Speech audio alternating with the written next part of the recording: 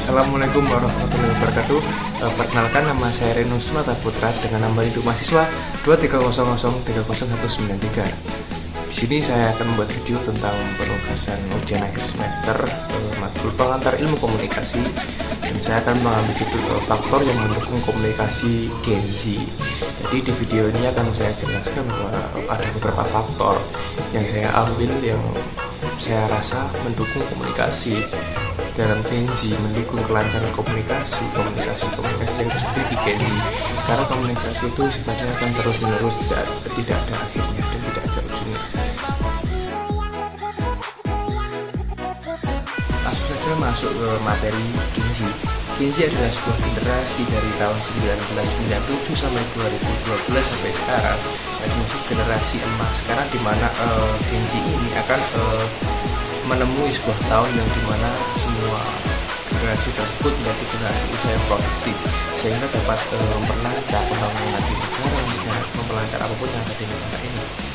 Yang pertama, Gen Z tidak akan lepas dari sebuah komunikasi massa atau komunikasi yang penyebaran informasi melalui media-media massa seperti televisi, radio, fotografer, dan yang lainnya. Di zaman sekarang ini tidak asing bahwa generasi sekarang tidak mungkin kalau tidak mengenal teknologi, karena dimana sekarang ini banyak teknologi yang sudah maju, sudah modern dan apapun yang lainnya. Oke, jadi sekarang akan masuk beberapa faktor yang saya rasa sangat mendominasi atau memperlancar komunikasi di dalam Gen Z tersebut. Yang pertama adalah komunikasi interpersonal, yang kedua adalah etika berkomunikasi, yang ketiga adalah hambatan komunikasi, yang keempat adalah komunikasi antar budaya, dan yang kelima adalah komunikasi massa. Jadi di video ini akan saya jelaskan beberapa faktor serta pengertiannya dalam pengaruh komunikasi di dalam Gen Z. Selanjutnya adalah faktor komunikasi interpersonal. Komunikasi interpersonal adalah komunikasi yang sifatnya bertukar informasi antara dua orang atau lebih di dalam percakapan tersebut. Jadi untuk komunikasi interpersonal adalah sebuah pertukaran informasi antara dua orang atau orang yang sedang berbincang-bincang. Mereka akan tetap saling bertukar informasi walaupun dia mereka memiliki sebuah latar belakang yang berbeda. Contohnya antara tetangga yang baru kenal untuk menjalin sebuah relasi yang baik, maka dari itu komunikasi personal sangat penting dilakukan dalam sehari-hari, dalam organisasi, meningkatkan kinerja kerja ataupun meningkatkan akademis yang lainnya serta profesional diri. Komunikasi interpersonal akan sangat terlihat tertata bila kita sendiri atau mereka itu percaya diri dengan apa yang kita rasa itu cukup untuk diberikan pada orang lain, seperti informasi yang dapat mudah diolah, dapat mudah dicerna dengan suatu bahasa yang mudah untuk dipahami juga. Maka dari itu komunikasi personal dibutuhkan sebuah percaya diri, bahasa yang mudah dipahami, serta memahami sebuah etika dalam berkomunikasi, karena komunikasi personal akan bertemu secara langsung, secara verbal, gerak-gerik tubuh dalam menerima sebuah informasi. Dan sekarang masuk komunikasi massa. Komunikasi massa adalah komunikasi yang sifatnya sudah bertukar informasi, tapi dengan media perantara. Contohnya media sosial juga berpengaruh. Yang paling termasuk adalah televisi, radio, surat kabar, dan yang lainnya. Kenapa komunikasi massa itu sangat berpengaruh pada zaman sekarang? Karena zaman sekarang itu akan lebih mudah menggunakan media massa atau media komunikasi untuk mencari informasi yang belum diketahui, sehingga diri sendiri pun atau khalayak yang luas bisa mengakses informasi yang bermanfaat untuk membangun sebuah relasi atau membangun sebuah hubungan, membangun sebuah komunitas, sehingga akan munculnya komunikasi di dalam relasi tersebut yang akan menunjukkan sebuah informasi yang bermanfaat, sehingga akan bersifat membangun sebuah hubungan yang akan memberikan tujuan yang jelas, tentunya yang jelas. Karena mengapa? Karena informasi yang bermanfaat itu tidak akan menjatuhkan perseorangan, tidak akan menjatuhkan sebuah kelompok apapun itu, sehingga dapat disimpulkan bahwa komunikasi massa sangatlah penting dimiliki oleh generasi zaman sekarang, karena untuk menyebarluaskan informasi menggunakan komunikasi massa akan lebih mudah, karena komunikasi massa bersifat penyebaran informasi pada khalayak yang luas melalui media perantara, televisi, surat kabar, dan lainnya. Selanjutnya adalah komunikasi antar budaya. Apa itu komunikasi antar budaya? Komunikasi yang terjalin antar budaya adalah komunikasi yang bisa saling menghargai perbedaan di salah satu budaya yang kita kenal. Menghargai tersebut bisa membuat kita lebih bisa mengakses informasi yang akan berbeda, sehingga orang yang memiliki latar belakang budaya yang berbeda akan lebih nyaman karena merasa dihargai dan tidak akan dikucilkan.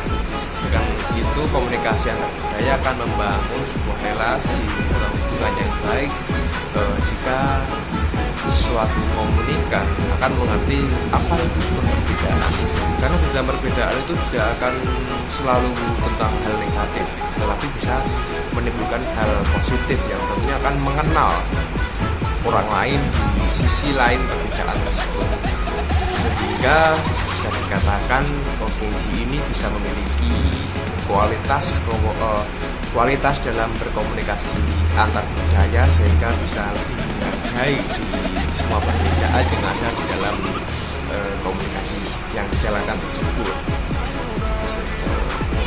Bisa dikatakan bahwa di zaman sekarang kalau tidak mengerti tentang apa itu komunikasi antar budaya, bisa Google ataupun menggunakan aplikasi yang menurut itu akan menjelaskan lebih baik.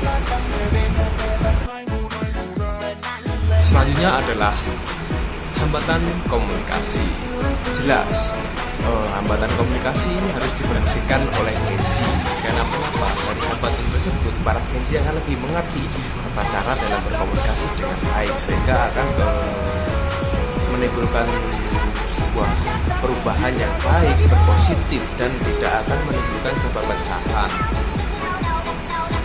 Karena bisa dikatakan bahwa hambatan tersebut bisa dipelajari dari kesalahan diri kita sendiri, tentunya dalam menghargai perbedaan atau mengawali komunikasi dengan baik, menggunakan media massa yang baik, media perantara yang baik, sehingga informasi yang disampaikan itu bisa dapat dipahami secara cepat dan secara luas.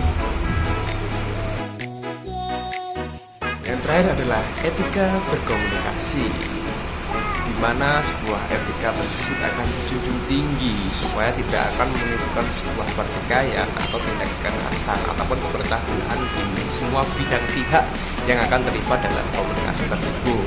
Etika berkomunikasi adalah dengan cara berbicara yang sopan, bahasa yang mudah dipahami, menghargai pendapat orang lain, menghargai perbedaan latar belakang budaya, serta memperhatikan sebuah materi yang akan disebarkan atau penyampaian informasi, sehingga orang yang akan menerima informasi akan lebih cepat paham dan tidak akan tersinggung dengan adanya komunikasi yang terjalin tersebut. Etika sangat diperhatikan karena di dalam Gen Z zaman sekarang seharusnya anak-anak muda itu lebih beretika dalam bermedia sosial, tidak hanya untuk berkomentar nyinyir terhadap konten orang lain ataupun karya orang lain, karena yang berkomentar negatif itu belum tentu bisa berkonten seperti orang yang dikomentari negatif tersebut. Maka dari itu dapat disimpulkan bahwa etika berkomunikasi itu balik dari diri sendiri saja, dari menyikapi sebuah perbedaan, menyikapi sebuah persamaan ataupun menyikapi sebuah karya orang lain, sehingga dalam berkomunikasi akan lebih mudah, nyaman, tidak ada pertikaian dalam komunikasi tersebut. Dan tentunya etika dalam berkomunikasi sudah diterapkan pada media-media sosial yang lainnya. Media sosial akan mengatur tentang usia, sehingga tidak semua orang bisa mengakses bila belum berusia 18 tahun. Tentunya tentang konten-konten sensitif yang disensor begitu. Dan etika dalam diri sendiri bisa mudah dipahami, karena kalau mau dihargai juga hargailah. Maka kita jangan pernah mengejek karya orang lain, dan belum tentu kita bisa berbuat karya seperti mereka yang kita komentari di karya tersebut. Maka dari itu junjunglah tinggi nilai kebersamaan, perbedaan, sehingga menimbulkan sebuah pertemanan, lingkungan yang baik, lingkungan yang mendukung, serta lingkungan yang berkarya bagi bangsa dan negara. Dan bisa disebutkan bahwa Gen Z ini adalah generasi emas karena usia produktif akan sangat berpengaruh pada kemajuan teknologi, kemajuan bangsa, kemajuan negara dalam negara Indonesia.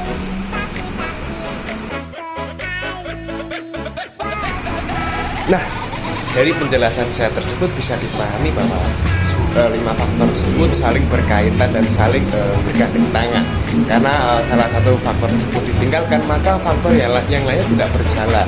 Maka dari itu junjunglah etika dalam berkomunikasi, sehingga generasi Z zaman sekarang akan lebih mudah menggunakan teknologi yang ada, serta jangan menjatuhkan orang lain dengan ungkapan yang serasa kamu itu benar. Terima kasih atas perkenannya menonton video saya. Kurang lebihnya mohon maaf. Wassalamualaikum warahmatullahi wabarakatuh. Terima kasih.